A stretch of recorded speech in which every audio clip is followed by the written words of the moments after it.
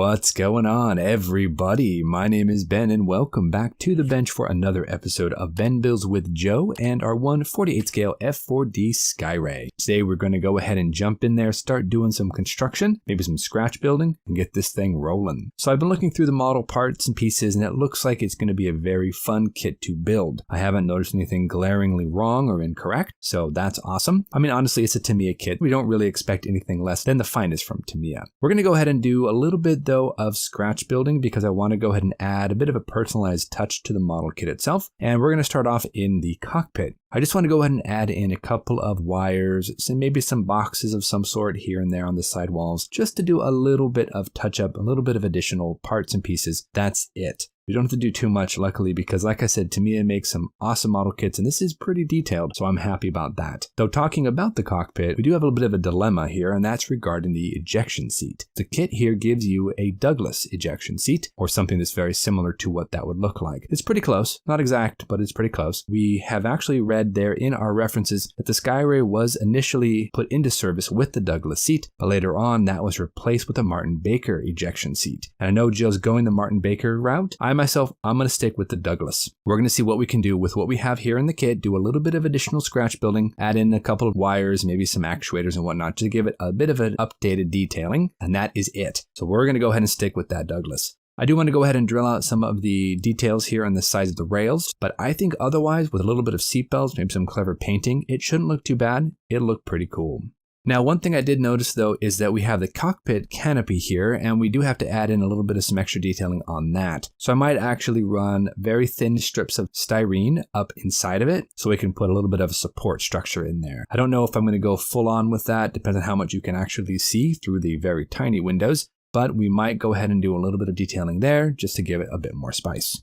And of course, lastly, I want to go ahead and work a little bit here on the undersurface of the wings. Now, the Skyray was initially given 4 20mm cannons, 2 on each wing, and Tamiya has molded them here very nicely. However, Tamiya has neglected to give us the shell ejection ports. That, for some reason, isn't here on the kit. Now, look through our references, and this is a great book to have because it shows us exactly where they would be placed. And I'm kind of thinking I might want to go ahead and add them here onto the kit. You can see them right here. There's actually 4 per wing, 2 per gun, so 8 total. I might want to go ahead and just drill those out and add them here onto the Tamiya kit. Just kind of using some line drawings and position them where I think they should be. That should give us a bit more detail, and it'll personalize the kit a little bit more. Now, the funny thing is, a lot of times Skyrays had their gun troughs faired over. Even if they did that and removed the guns, the ejection ports would still be there. They never really faired those over. So Tamiya has kind of given us the opposite. They've given us the guns, but they've faired over the ejection ports. Not that it really matters. You're not really going to see much of it anyway because they're sandwiched behind a lot of the ordnance, but still, we're going to see what we can do and maybe add those in there. Maybe thin out a little bit of the plastic too, because this is the actual main portion of the wing, so it might be a little on the thick side. But it doesn't matter, we'll go ahead and deal with that a little bit later. That is one of the things I want to go ahead and work on. Now, lastly, this book here gives us a ton of really great details about all the wiring and the piping and whatnot for the wheelbase. I don't think I'm going to be adding in much there aside from the brake lines, because most of the pictures I have of the Skyray shows that they're closed up, so you wouldn't see them anyway. I do want to go ahead and add in the actuator here for the cockpit canopy when I get to that point.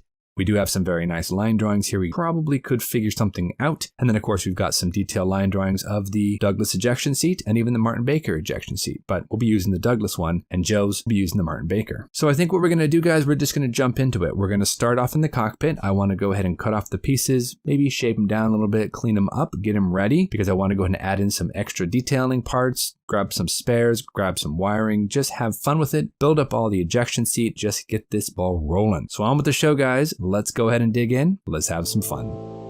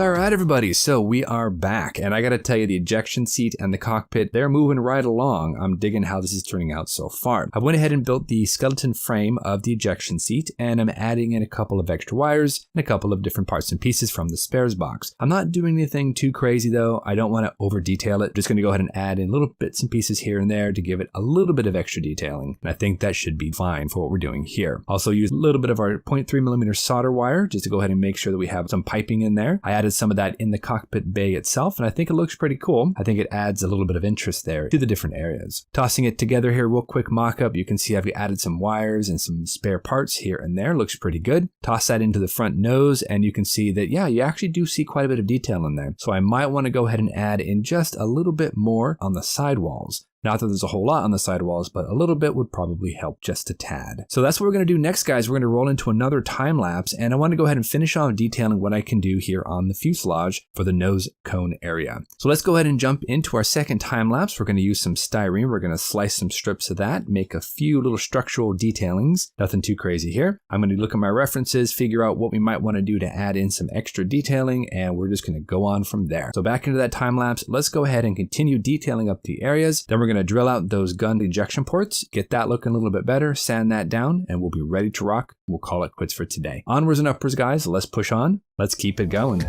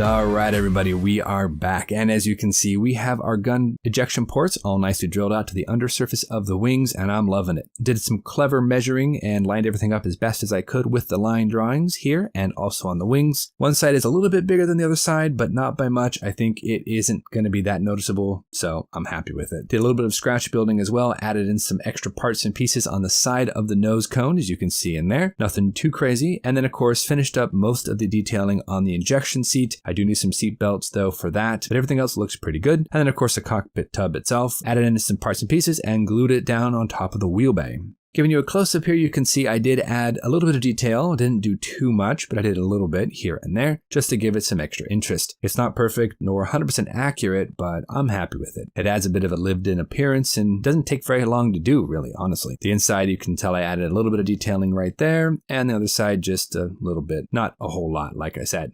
There's not a lot of detail on the sidewalls anyway. Just a little bit here and there goes a long way. And then of course we've got a control box here with some wires coming out of it. Now for the ejection seat, as you can see, I added some detailing, did some extra drilling, did some scratch building, grabbed some parts out of the spares box and glued it on. It's not 100% accurate, like I said, but it does add a bit of visual interest, which is what I was going for in the first place. We do have our side railings nicely drilled out. We will need to add in some seat belts though, drilled out the top of the pole handles as well, so it looks pretty good. It's not perfect, but it'll work. For the internal cockpit tub, as you can see, I did add that control box on the side there, added in some of the solder wire to act as cabling and whatnot, a couple of plates here and there, and added some extra spare photo etch at the very top for a very thin support structure. I don't know, like I said, if it's 100% correct, but I did see some really good reference shots that show a little bit of detail back there, so I made my best approximation and did what I could. And you saw from the time-lapse, I did add some wiring up here to the very front coping. That's going to be very visible underneath that front windscreen, so I wanted to have some action and some activity going on in there. And I thought, what better way than just throwing some wires. Now I did also add in a couple of strips of styrene to the inside lower portion of the canopy. Nothing much there. I don't know if I'm going to do much more than that, but I did add some there just to go ahead and add a support. We actually have a method to the madness, and I'll talk about that a little bit later. But I think that's going to be it for today. We've done a lot of work here on different parts and pieces, added in scratch building, went ahead and cut through plastic, added in those gun ejection ports. I'm pretty happy with how this is turning out. I think next time we'll come back, we'll do a little bit of painting to make sure we can go ahead and start wrapping up the cockpit, get everything closed up, take a look at the instrument panel, and just continue having a blast because this is so much fun, guys. In the meantime, make sure to go check out Joe's channel. I know he is hard at work on his Skyray, and I think he's going to do an awesome job. I can't wait to see what he comes up with. And we will see you back here on the next episode of Ben Builds with Joe for episode number 3 of our F4D Skyray. Until then, guys, you know what to do. Go out there, get yourself some bench time, have some fun, build something cool, and we'll see you back here on the next episode of Ben Builds with Joe for more Skyray fun. Thanks so much, everybody. Take care, and we'll see you soon.